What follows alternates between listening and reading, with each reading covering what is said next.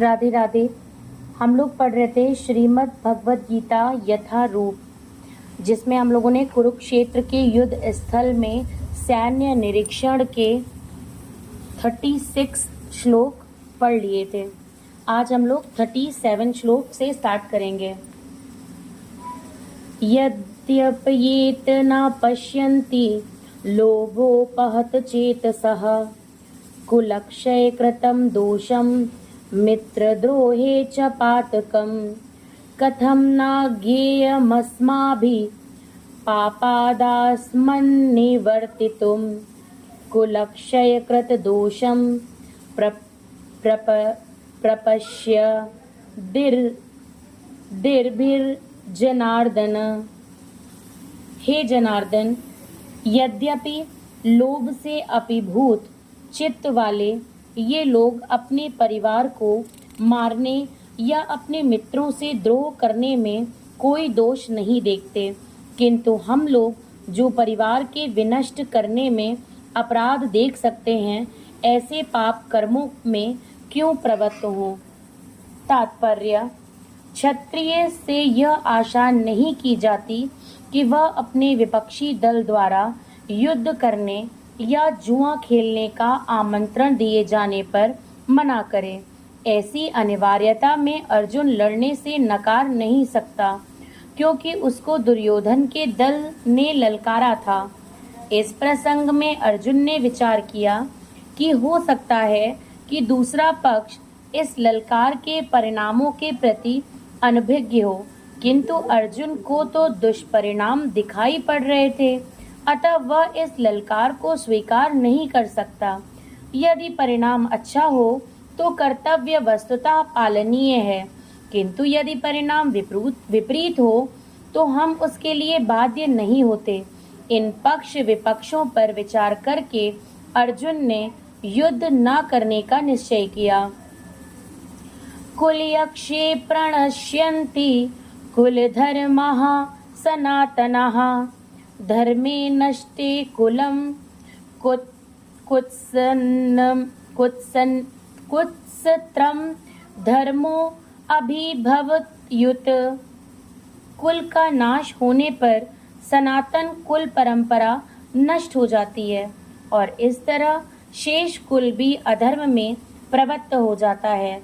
तात्पर्य: वर्णाश्रम व्यवस्था में धार्मिक परंपराओं के अनेक नियम हैं, जिनकी सहायता से परिवार के सदस्य ठीक से उन्नति करके आध्यात्मिक मूल्यों की उपलब्धि कर सकते हैं। परिवार में जन्म से लेकर मृत्यु तक के सारे संस्कारों के लिए वयोवृद्ध लोग उत्तरदायी होते हैं, किंतु इन वयोवृद्धों की मृत्यु के पश्चात संस्कार संबंधी पारिवारिक परंपराएं रुक जाती हैं और परिवार के जो तरुण सदस्य बचे रहते हैं वे अधर्ममय व्यसनों में प्रवृत्त होने से मुक्ति लाभ से वंचित रह सकते हैं। अतः किसी भी कारणवश परिवार के वयोवृद्धों का वध नहीं होना चाहिए। अधर्माभिभवात् कृष्ण प्रदुष्यन्ति कुलस्त्रियः स्त्रीषु दुष्टासु वर्णेय जायते वर्णसंकरः। हे कृष्ण, जब कुल में अधर्म प्रमुख हो जाता है तो कुल की स्त्रियां दूषित हो जाती हैं और स्त्रीत्व के पतन से हे वृष्टिवंशी आवांछित संतानें उत्पन्न होती हैं। तात्पर्य: जीवन में शांति, सुख तथा आध्यात्मिक उन्नति का मुख्य सिद्धांत मानव समाज में अच्छी संतान का होना है। वर्णाश्रम धर्म के नियम इस प्रकार बनाए गए थे कि राज्य तथा जाति की आध्यात्मिक उन्नति के लिए समाज में अच्छी संतान उत्पन्न हो। ऐसी संतान समाज में स्त्री के सतीत्व और उसके निष्ठा पर निर्भर करती हैं। जिस प्रकार बालक सरलता से कुमाग्रगामी बन जाते हैं, उसी प्रकार स्त्रियां भी पतनोन्मुखी होती हैं। अतः बालकों तथा स्त्रियों दोनों को ही समाज के वयोवृद्धों का संरक्षण आवश्यक है। स्त्रियां विभिन्न धार्मिक प्रथाओं में संलग्न रहने पर व्यभिचारिणी नहीं होंगी।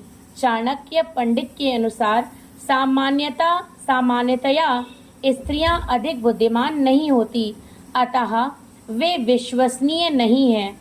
इसलिए उन्हें विविध कुल परंपराओं में व्यस्त रहना चाहिए और इस तरह उनके सतीत्व तथा अनुरक्ति से ऐसी संतान जन्मेगी जो वर्णाश्रम धर्म में भाग लेने के योग्य होगी। ऐसे वर्णाश्रम धर्म के विनाश से यह स्वाभाविक है कि स्त्रियां स्वतंत्रता पूर्वक पुरुषों से मिल सकेंगी और व्यभिचार को प्रथम प्रश्रय मिलेगा, जिससे अवांछित संतानें उत्पन्न होंगी। निठल्ले लोग भी समाज में व्यभिचार को प्रेरित करते हैं और इस तरह अवांछित बच्चों की बाढ़ आ जाती है, जिससे मानव जाति पर युद्ध और महामारी का संकट छा जाता है। संकरो नरकायैव कुलघानां कुलस्य च पतन्ति पितरो ह्रेष्यां लुप्तपिंडोदक क्रियाः। अवांछित संतानों की बुद्धि वृद्धि से निश्चय ही परिवार के लिए तथा पारिवारिक परंपरा को विनष्ट करने वालों के लिए नारकीय जीवन उत्पन्न होता है। ऐसे पतित कुलों के पुरखे यानी पितर लोग गिर जाते हैं, क्योंकि उन्हें जल तथा पिंड दान देने की क्रियाएं समाप्त हो जाती हैं। तात्पर्य, सकाम कर्म के विधि विधानों के अनुसार कुल के पितरों को समय समय पर जल तथा पिंडदान दिया जाना चाहिए। ये दान विष्णु पूजा द्वारा किया जाता है, क्योंकि विष्णु को अर्पित भोजन के उच्छिष्ट भाग यानी प्रसाद के खाने से सारे पाप कर्मों से उद्धार हो जाता है। कभी कभी पितरगण विविध प्रकार के पाप कर्मों से ग्रस्त हो सकते हैं और कभी कभी उनमें से कुछ को स्थूल शरीर प्राप्त न हो सकने के कारण उन्हें प्रेतों के रूप में सूक्ष्म शरीर धारण करने के लिए बाध्य होना पड़ता है। अतः जब वंशजों द्वारा पितरों को बचा प्रसाद अर्पित किया जाता है तो उनका प्रेत योनि या अन्य प्रकार के दुखमय जीवन से उद्धार होता है। पितरों को इस तरह की सहायता पहुंचाना कुल परंपरा है और जो लोग भक्ति का जीवन यापन नहीं करते उन्हें ये अनुष्ठान करने होते हैं। केवल भक्ति करने से मनुष्य सैकड़ों क्या हजारों पितरों को ऐसे संकटों से उबार सकता है। भागवत में कहा गया है, देवर्षि भूताप्त नृणां पितॄणां न किंकरो नाये मृडी च राजन् सर्वात्मना यः शरणं शरणयं गतो मुकुंदम परिहृत्य कर्तम। जो पुरुष अन्य समस्त कर्तव्यों को त्याग कर मुक्ति के दाता मुकुंद के चरण कमलों की शरण ग्रहण करता है और इस पथ पर गंभीरता पूर्वक चलता है, वह देवताओं, मुनियों, सामान्य जीवों, स्वजनों, मनुष्यों या पितरों के प्रति अपने कर्तव्य या ऋण से मुक्त हो जाता है। श्री भगवान की सेवा करने से ऐसे दायित्व अपने आप पूरे हो जाते हैं। दोषैरेतः कुलघ्राणां वर्ण शंकर कारकः उत्साह्यन्ते जाति धर्माः कुल धर्माश्च शाश्वताः। जो लोग कुल परंपरा को विनष्ट करते हैं और इस तरह अवांछित संतानों को जन्म देते हैं, उनके दुष्कर्मों से समस्त प्रकार की सामुदायिक योजनाएं तथा पारिवारिक कल्याण कार्य विनष्ट हो जाते हैं। तात्पर्य, सनातन धर्म या वर्णाश्रम धर्म द्वारा निर्धारित मानव समाज के चारों वर्णों के लिए सामुदायिक योजनाएं तथा पारिवारिक कल्याण कार्य इसलिए नियोजित है कि मनुष्य चरम मोक्ष प्राप्त कर सके।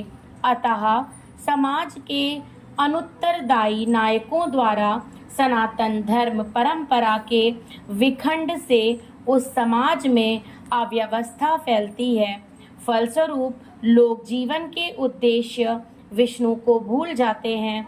ऐसे नायक अंधे कहलाते हैं और जो लोग इनका अनुगमन करते हैं वे निश्चय ही कुव्यवस्था की ओर अग्रसर होते हैं। आज यहीं पे विराम देते हैं। श्लोक संख्या 43 से कल पुनः शुरू करेंगे। राधे राधे।